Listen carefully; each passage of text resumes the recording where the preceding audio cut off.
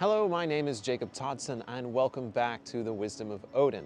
Today we're going to really kind of start this next season of content. So for new people coming to this channel, what I've been doing over this last year is I've been traveling all over Northern Europe to really capture the essence of the beliefs of the past. And so I've spent a lot of time in Scotland as well as Scandinavia.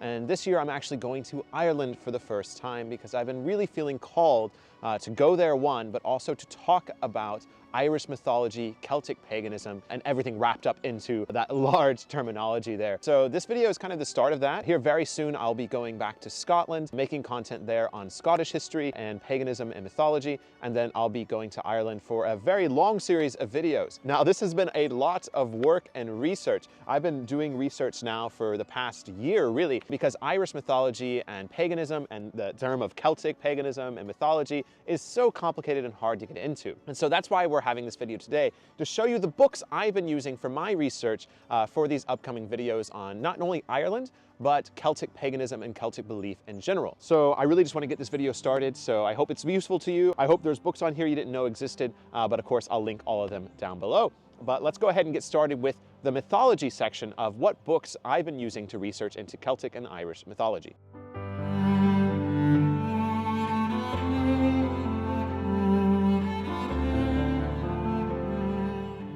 So the first problem when it comes to talking about anything Celtic is the term Celtic is awful because it describes such a long period of history across a very large area of Europe. The other part of that is the fact that the written source material and most of the information we have about Celtic mythology really comes from the Irish. So a very specific area of the Celtic world. And of course that wasn't recorded until the end of the pagan era. But with that, I have two book recommendations. It's really hard to find a good Irish mythology book, but Early Irish Myths and Sagas from Penguin Classics honestly has been really good. Irish myth is weird. It's very, very weird and very hard to digest, and so far I've been liking the language as I've been going through this book. Another disclaimer, as there's going to be many for Celtic and Irish things, I am not a master in Gaelic. I actually do have an interview lined up with someone who will teach me Gaelic, so please, be patient with me. But the Tain, as I will pronounce it here, is something that is recommended by a lot of people. This is a lot of people's favorite work. Admittedly, I have not dove into this one yet. I've been focusing a lot in the history lately, but I have been reading early Irish myths and sagas. This has been really good to get an idea of the myths. But from my research and what I've read, a lot of people really go to the Tain as one of their main sources in Irish myth. Now, while the majority of mythology about the Celtic world that is recorded down is from the Irish, there is actually a Welsh source as well called the Mabinogion or the Mabinogion. This one, again, I admittedly have not read because I am not going to Wales yet. It's something I do plan to do, but as far as Celtic myth, this is, again, a really popular one and one you should check out. And from what I know and have talked to many Welsh people, Welsh mythology, Welsh paganism is still very much alive today in many different ways in their language, in their daily lives. So looking into the Welsh mythologies might be something that would interest you and benefit a Celtic research or into your Celtic pagan practice. And again, there are many different collections of Irish myths. I've seen so many, I own several. I'm just recommending the Penguin Classic because it's been the one that has grabbed me the most and I've enjoyed the translation.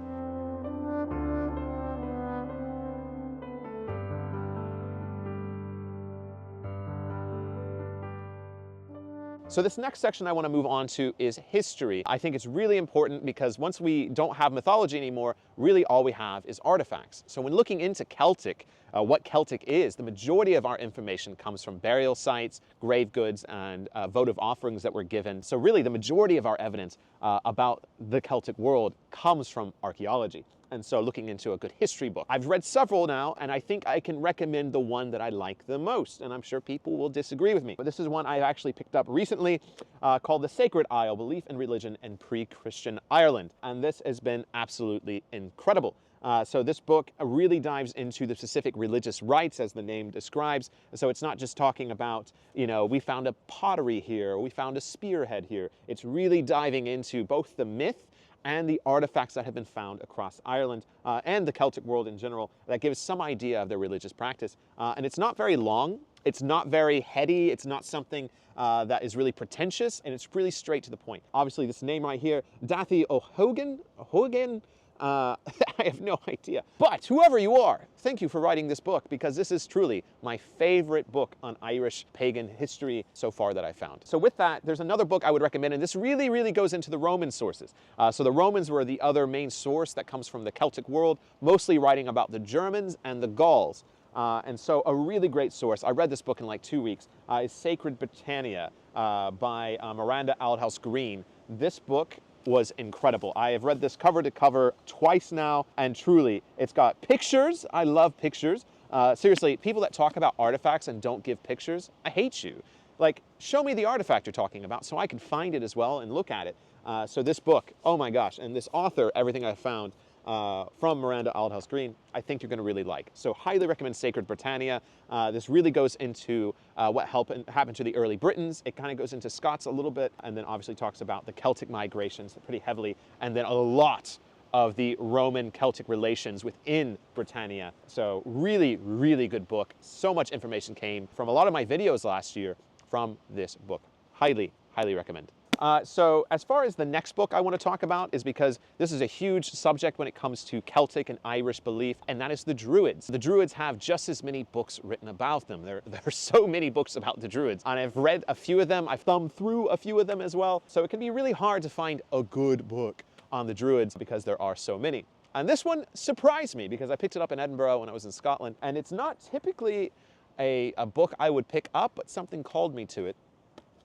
And that is The Druids, A Brief History by Peter Beresford Ellis. Really good book. I mean, it's one of those things where you smell it. I smelled it and I'm like, I really don't like the smell of this book. I really didn't like the page feel, but for some reason I started reading it, and the way the author wrote about the Druids is so good. So actually a really good video, if you are new to this channel and you want to check out some of my other work, and I'll link it somewhere, is my video on the Druids, because a lot of the information did come from here. As you can see, there's post-it notes. I really looked into this research. There's highlights, there's post-it notes, and I really thank the author of this book, because the way he wrote this book is very similar how I create my videos. He looks through the actual source material of what we know, compares that with the artifacts, and kind of presents the information to you. Because the problem on the Druids is, and I've heard this from several people, I'm not the only one who says this, but if you actually compile all the information we actually know about the Druids, it would only take up like maybe 10 pages of actual book. And so anytime you see a book like that thick on the Druids, be warned, because there's just not enough information about them. And so this book does a really good job at presenting the information of what we know from the written source materials from the Romans, the written source materials from the Irish monks, and then the artifacts, and then kind of leaves room for interpretation. And the author very much gives warning where there is a scholarly opinion or his opinion. So I really appreciate that. So this is honestly the book I would recommend on the Druids. Oh, what's this? Another book, but it's called A Yule Story, and it's by me. So this is my segue to say, if you like the content here at the Wisdom of Odin, here on this channel, and you like this video so far, if it's your first one, truly, I really try to give back as much as I can in the videos I make. So I go to these ancient sites, record them, share amazing information with you as best I can find, and give you a really real look into the pagan practices of the past. So if you want to support the work I do here, I write books. This is my first book called A Yule Story. It's written kind of in a like 1990s Christmas movie style, but with Norse mythology as the backgrounding theme. And I have another book coming out this summer called A Midsummer's Tale, which is going to be very similar to this, but with midsummer traditions. So any support of this book goes directly back to me in supporting this channel, but I also do have a Patreon as well, where I'm going to be posting a lot of the full interviews I get with some amazing people. Seriously, I have some amazing interviews lined up, and you'll be able to see the full interviews on Patreon.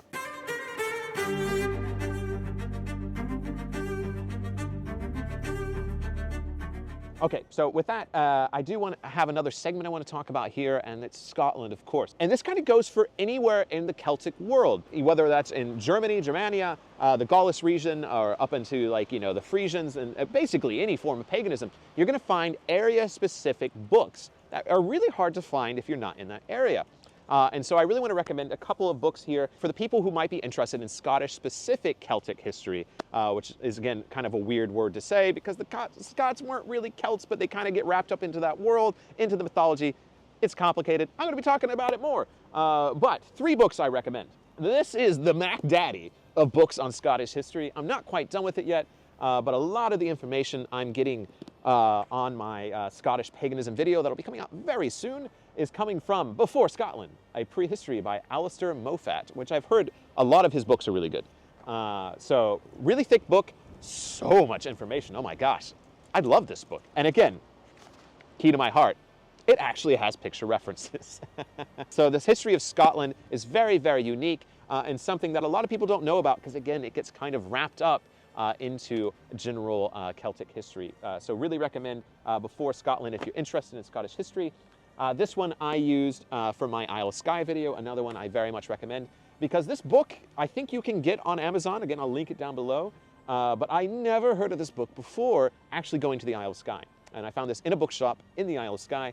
And really, really dove into it to do my research for that video. And it's really good. Oh my gosh. The writer of this, Otis Swire, is who I dedicated my Isle of Skye video to, because as far as I know, this is one of the only written books on specific Isle of Skye mythology, and it's absolutely beautiful. And obviously it gets tied into Celtic a lot, as it even mentions heroes like Cuchulainn from Ireland, who traveled up to the Isle of Skye to do battle with the goddess warrior queen Scothic. So, oh my gosh, so good.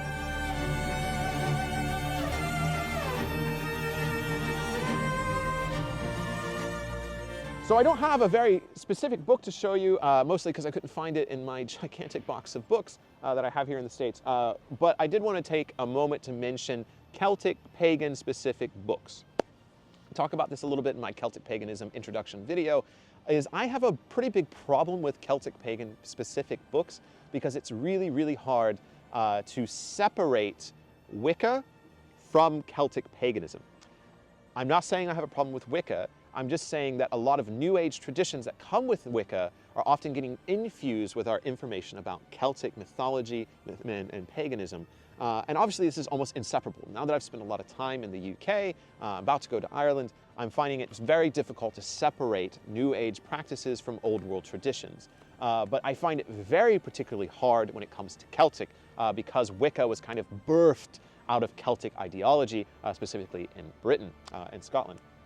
And so it can be really hard to find a good Celtic pagan book, an introduction book. Honestly, I've never found one. Celtic Myth and Magic, I think, is the one I have. And it's just because it's pretty, and there's a lot of information there about the holidays, about the gods, the deities, the rituals. There's lots of rituals in there, but again, a lot of them are very, very New Agey. There's another one I read, it was, I think, just called Irish Paganism, and it was mostly about tarot, which has really nothing to do with Irish paganism, as far as I know. But one thing I'll say in the benefit of this, one of the reasons it's really hard to find a historic Irish pagan or Celtic pagan book is because Celtic paganism and Irish paganism are very much alive today. Again, spending time in the UK and Scotland, and I'm sure when I go to Ireland, it's very much still going. While it is not as big or as loud as maybe as it used to be in the past, something to realize is it's continued to evolve through the folklore, the traditions, and the people who still carry on the language and the songs and the mythologies in their heart. And so that's a really big thing for me going into Ireland, is I've lined up a couple of really good interviews with people who still live these traditions today, and they're going to be a blend of the new and the old. And I think that is inescapable when it comes to Irish and Celtic paganism. And with that, my final book recommendation for this video is your own. Have a journal. Write your own book down on what you find about Irish and Celtic paganism. Or if you're one of my viewers that's into Norse mythology or Slavic or whatever, have a journal where you write down what you find. Really decipher the information for yourself. Don't let someone else be your mind. Don't let someone else be in control of what your thoughts are on this practice. Write down your own thoughts. Be in control of your own belief system, and obviously share it with other people in a very open way. That's something I'm really big on, is sharing what we believe with others. But I think writing down those beliefs, your experiences, your traditions, and then mixing those with others, mixing those with what we know historically, I think that is a really important thing for paganism to continue, for these beliefs to be carried on, because someone had to be the first druid, someone had to be the first person worshipping Lu or the Dagda or the Morrigan. Some group and tribe had to be there first, and these traditions were birthed over time. They weren't hand-delivered to these people. It's something that came over generations of human ancestry and evolution. This video is over. All these names right here-ish and on my face should be the subscribe button, the people that support this channel, and other videos you should check out. So thank you so very much for joining me for this one. I hope it's been helpful to you. Make sure you comment down below if there's any other books you recommend. Otherwise, thank you so much, and I'll see you very soon for the content in Scotland, and then a really big amount of content in Ireland. So thank you very much, and I'll see you in the next video.